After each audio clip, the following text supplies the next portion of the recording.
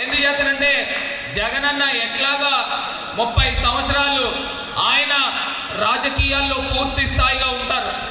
మరి జగనన్నతో పాటు జగనన్న తమ్ముడులా జగన్మోహన్ రెడ్డి గారితో 30 సంవత్సరాలు ఇదే నియోజకవర్గం రాజమండ్రి నియోజకవర్గాన్ని అంటి పెట్టుకుని ఉంటానని మీ అందరికీ కూడా మాట ఇస్తా ఉన్నా. ఇవాళ ఈ తెలుగుదేశం పార్టీ గురించి 2 అంశాలు చెప్తాను. 2014 ఇదే చంద్రబాబు నాయుడు గారు, ఇదే పవన్ కళ్యాణ్ గారు, ఇదే తెలుగుదేశం, ఇదే బీజేపీ ముగ్గురు కలిసి పోటీ చేశారు.